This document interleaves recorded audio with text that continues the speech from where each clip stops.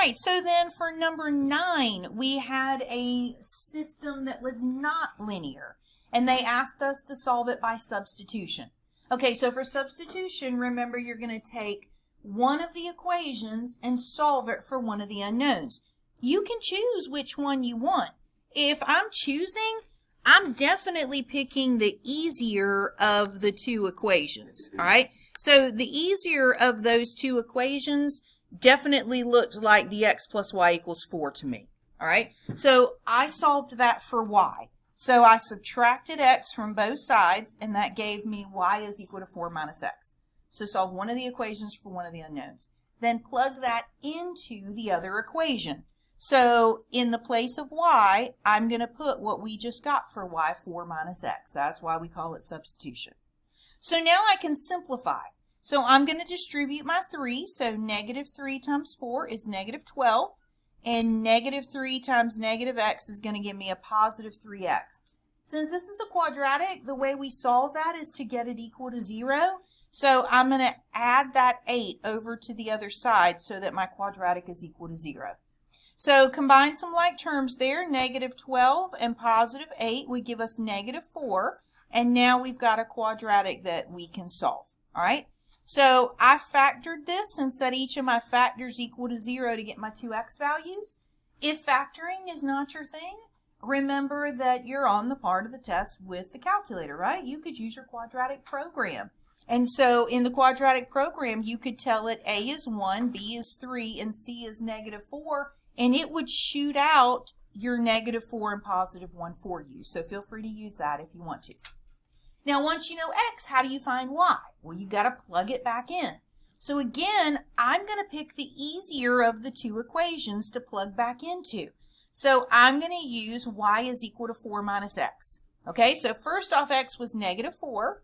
So if x is negative 4 and I plug that into y equals 4 minus x, that'd be 4 minus a negative 4, or 4 plus 4. So that would give me 8. So when x is equal to 4, when x is negative 4, y is 8. That's my first solution. All right. Second one was x is equal to 1. So if I take 1 and I put it right there for x, y is equal to 4 minus 1. So if y equals 4 minus 1, that would be 3. So when x is 1, y is 3. That would be my second solution. Now, let's say you get to the end of the test and you have a few minutes remaining, okay? And you wish you had a way that you could check this problem. You could check it with graphing. I know the test told you to solve by substitution, and you did, but you could go back and check it with graphing. So you'll notice that what I did was I put each of these equations in y equals, and then I graphed it, and sure enough, there was a point of intersection over here at negative 4, 8, and there was a point of intersection over here at 1, 3. So if you have time and you want to check it, that's an easy way that you can do that, but you don't have to. All right, then for number 10, we had a system of inequalities. Here's another one that you're going to have a grid sitting there on your paper, because the only way to write your answer is as a graph. The graph is your solution. All right, so again, you can graph it on your calculator and copy it over onto your paper, or you can graph it by hand, whichever you like better, okay? So 4x plus 6y is equal to 12. It's just a linear equation, so maybe you use your x and y intercept, or you make a xy chart, or you could solve it for y. So y equals 2 minus 2/3 x, and you could put that in y1 in your calculator, all right? Then we had y is greater than or equal to x squared, so I could put that in y2 in my calculator. And once I have the graph, I could just copy it off over here onto my paper. Now, how do I know whether I use a dotted line or a solid line? If it's just greater than or less than, I use a dotted line. If it's greater than equal to or less than equal to, if it has the equal to with it, I use a solid line. So that's why my line only had less than. That's why we did dotted for that. My parabola had an equal to with it. That's why we did solid for that one. All right. If you want to use the Inequalities app on your calculator, it will tell you where to shade. But if you are not comfortable with the Inequalities app on your calculator, all you have to do to figure out which side to shade is pick a test point. Okay? So here's my line right here. I want to know, am I going to shade below it or am I going to shade above it? And so I'm going to pick a point that's either above or below. I pick 0, 0. All right, so if I come back over here to my inequality and I put 0 in for x and 0 in for y, I'm going to get 0 plus 0 is less than 12. 0 is less than 12. That's a true statement. So since that 1 point worked, that lets me know that I'm going to shade below that line. So you could use different colors or you could use different directions. All right. Then for my parabola, I can't use the point 0, 0 because 0, 0 is on that parabola. So it's not going to tell me whether to shade above it or below it. I need to pick something else. So pick whatever you want to. So let's say that I picked 0, negative 2. All right. If I put negative 2 in for y and 0 in for x, I'm going to get negative 2 is bigger than 0. That is not true. So what that tells me is that that is not a point of solution. So I do not shade that side. If I had chosen a point that was above the parabola or inside the parabola, it would have worked. And so that also would have told me that I'm shading above the parabola or inside the parabola, however you want to think about that. So I shaded in a different direction for that one because solution equals intersection. Your graph is your answer, and you need to go through and look and see where do I have two colors if you use different colors, or where do I have the hash marks for where the lines were going in opposite directions, and then just darken that part in to show, hey, I know that this is my solution. It's where they intersect. It's where they overlap. So your graph will be your answer for that. Okay? All right. Number 11, they gave me a system of 3 equations with 3 unknowns and said to solve it any way that I want to. Okay, so I could do it like we did in the beginning of chapter 11, where I combined equations 1 and 2 and got equation 4. And I combined equations 2 and 3 and got equation 5. And then I solved the system with 4 and 5. And then I back substituted and it took half a sheet of paper. I could do it that way. Or I can just throw it in my calculator and it will pop the answer out for me. So I think that's probably the way we prefer. That's the whole reason this is on the graphing calculator page, so you can do it that way. All right. So let's review how we're going to do that. So first off, I need to get the augmented matrix from my system. So all I'm going to do is just pull out my numbers. So don't include x, y, and z, but pull out the numbers. So that would give us 1, 2, negative 3, negative 10. So there's that first row. 2, negative 1, 4, 15. There's my second row.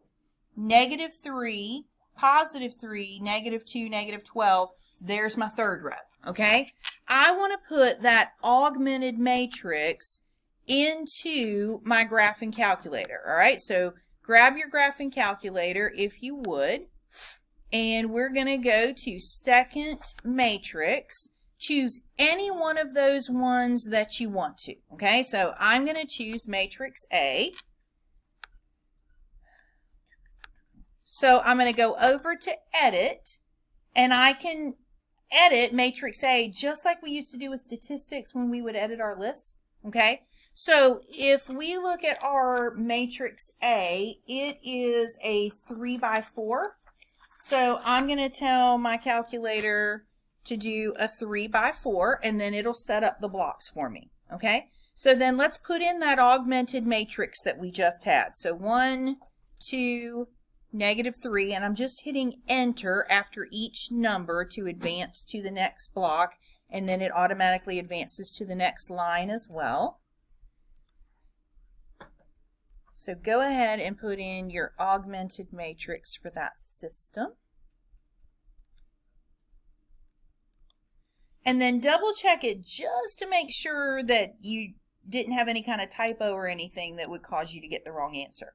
So 1, 2, negative 3, 10, 2, negative 1, 4, 15, negative 3, 3, negative 2, 12 is our matrix A. Okay, I'm going to quit out of that so I don't mess it up.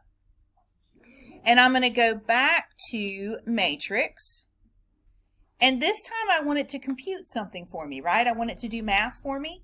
So I'm going to go over to math and go to reduced row echelon form, RREF. All right, so I'm going to choose RREF. Now I have to tell it what to do reduced row echelon form on. I want it to do it on that matrix we put in matrix A, right? So I'm going to go back to matrix, and I'm going to stay on names, and I'm going to choose A. So now it's going to do reduced row echelon form on the matrix that I put in A, and here's the answer that we got. We have to know how to interpret that answer that we just got, all right?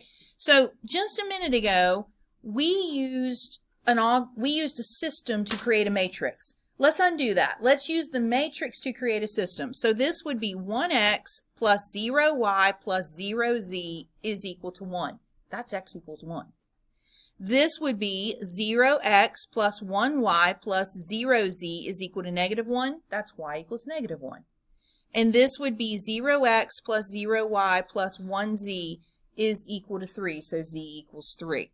So my solution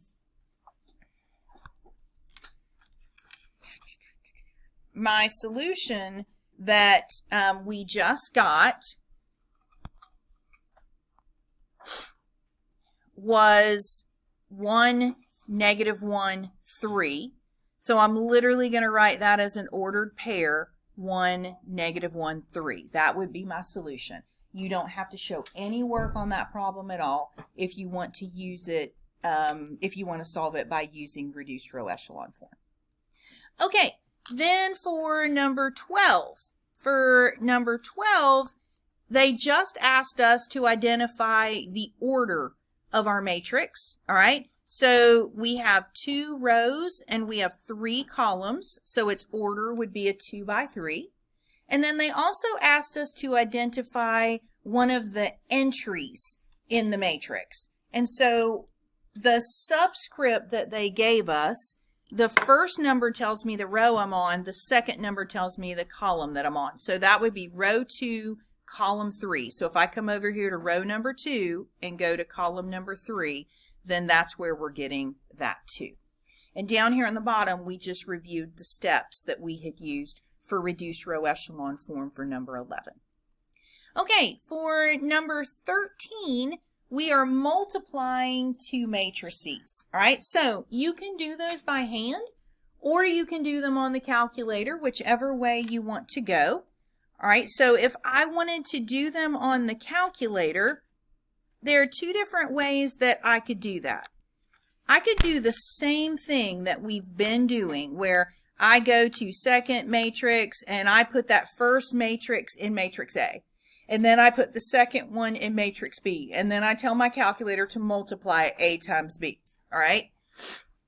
Another way that I could do that is if you have an 84, doesn't work on the 83, but if you have an 84, remember that you have that dedicated matrix menu. So I go to alpha zoom to get to that matrix menu. So this was a 2 by 2. So I'm going to just tell it I want 2 rows and 2 columns, and it puts a blank one of those on my screen for me. All right. So we were multiplying a 2 by 2 and a 2 by 2. We were multiplying 2, negative 1, 0, 4. And the way that I'm advancing through the numbers here is just by using my right arrow key. If you hit enter, it'll stop what you're doing. So just use your right arrow key. And then again, I could tell my calculator that I want a matrix. I want a 2 by 2 matrix.